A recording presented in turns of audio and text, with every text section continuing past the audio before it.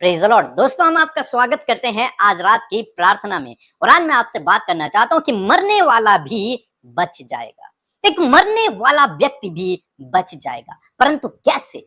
परमेश्वर ने एक दर्शन मुझे दिया और उस दर्शन के विषय में आज मैं आपको बताना चाहूंगा।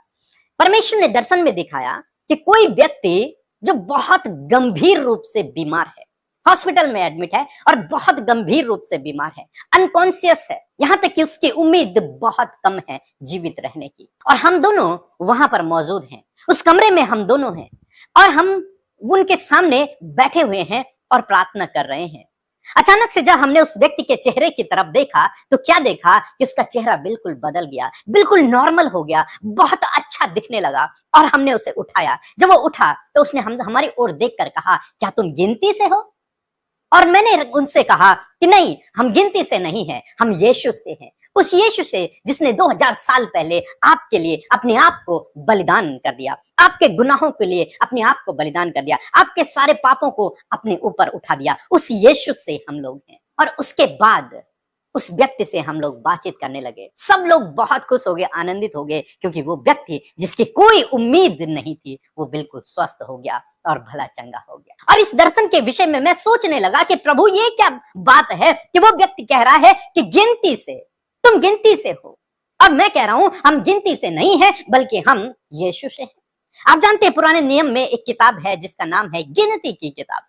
और उस गिनती की किताब के विषय में वो व्यक्ति मुझसे बोल रहा था कि क्या तुम गिनती से हो? मैं कह रहा था नहीं, हम यीशु से हैं।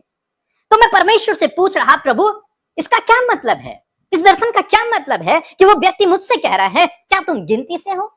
और तब परमेश्वर ने अपनी बातों को मुझ पर रिवील किया और मैंने देखा गिनती की किताब उसका 21 अध्याय में एक बड़ी घटना होती है गिनती की किताब में।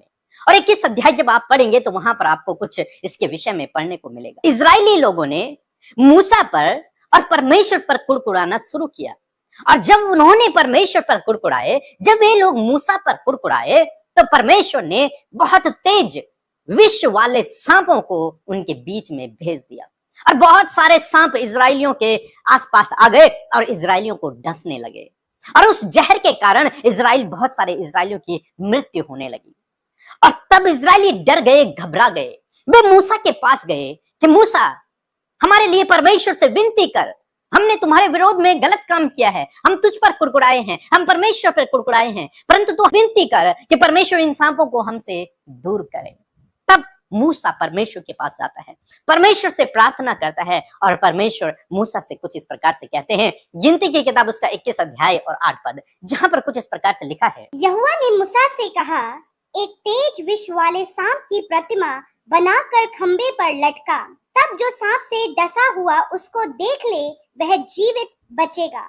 आमीन। दोस्तों, यहाँ पर हम लोग देखते हैं कि मूसा ने जब परमेश्वर से प्रार्थना की, तब परमेश्वर ने मूसा से कहा कि तू एक सांप की प्रतिमा बना और उस सांप की प्रतिमा को बनाकर एक खंबे पर लटका दे। और जिस जिस व्यक्ति को सांप डसेगा, यदि वो व्यक्ति उस सांप की ओर देख ले, जिस सांप को खंबे पर लटकाया गया है, उस सांप की प्रतिमा की ओर यदि वो व्यक्ति देख ले, तो वो व्यक्ति जीवित हो जाएगा, वो व्यक्ति जीवन को पाएगा। उस पर वो जहर काम नहीं करेगा, उस पर वो श्राप काम नहीं करेगा, वो जीवन को पाएगा, वो व्यक्ति दंड नहीं पाएगा, वो कुड़कुड़ाने के बदले का दंड वो व्यक्ति नहीं पाएगा।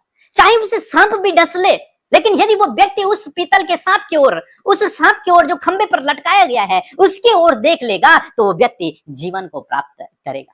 और मूसा ने इसी प्रकार से किया। मूसा ने एक पीतल का सांप बनाया और उसे खंबे पर लटका दिया।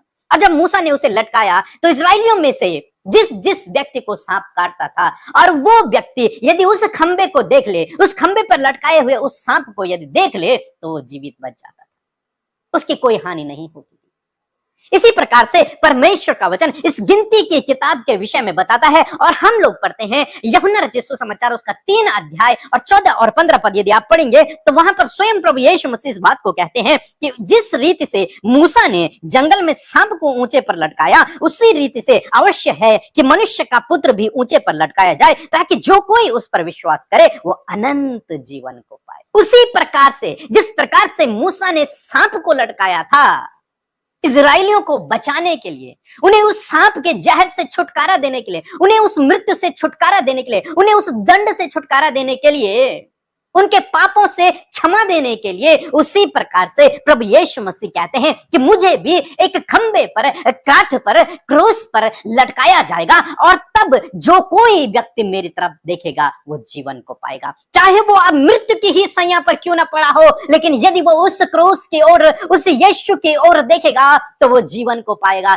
चाहे उसे सांप ने क्यों न डस दिया हो, लेकिन यदि वो उस क्रूस की ओर देखेगा तो वो बच जाएगा। चाहे उस पर कितने ही श्राप क्यों ना हो, लेकिन यदि वो क्रूस की ओर देखेगा तो वो बच जाएगा। चाहे उसने कितने ही गुनाह क्यों न किए हो, लेकिन वो यदि वो क्रूस की ओर देखेगा तो वो बच जाएगा। चाहे मृत्यु की रस्सियों ने उसे घेर लिया हो, चाहे डॉक्टर ने उसे मना कर दिया हो, लेकिन यदि वो क्रूस की ओर देखेगा तो वो बच जाएगा। यही परमेश्वर ने उस व्यक्ति के लिए इस दर्शन को मुझे बताया। यदि वो व्यक्ति परमेश्वर की ओर देखना शुरू कर दे तो वो जीवन को पाएगा। यदि उस व्यक्ति के लोग भी परमेश्वर की ओर देखना शुरू कर दें तो वो जीवन को पाएगा। आप गिनती से हैं? मैंने कहा नहीं, हम गिनती से नहीं हैं, हम यीशु से हैं।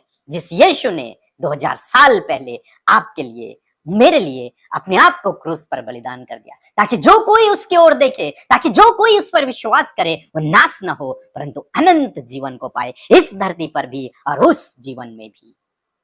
दोस्तों, आज शाम में मैं आपको उत्साहित करना चाहूंगा। हो सकता है आपके जीवन में भी आप किसी गंभीर बीमारी में हो, आपका परिवार का कोई सदस्य बहुत गंभीर बीमारी में हो, लेकिन यदि आप उस यीशु की ओर ताकेंगे तो आप छुटकारा पाएंगे। यदि आप उस यीशु की ओर देखेंगे तो ये बीमारी आपका कुछ नहीं बिगाड़ पाएगी। आप उस मृत्यु की सैया से भी उठकर खड़े हो जाओगे, जीवित हो जाओगे, चलने फिरने लगोगे, स्वस्थ हो जाओगे। उस यीशु की तरफ देखें जो आपको हर प्रकार के श्राप से, हर प्रकार के पापों से, हर प्रकार के जादू टोना से, हर प्रकार के दंड से छुटकारा देता है। उस यीशु की ओर ताके, उस यीशु की ओर ताके जो जीवन देता है। सो प्रभु आपको इस वचन के द्वारा बहुत आयत से आशीष दे। आमीन।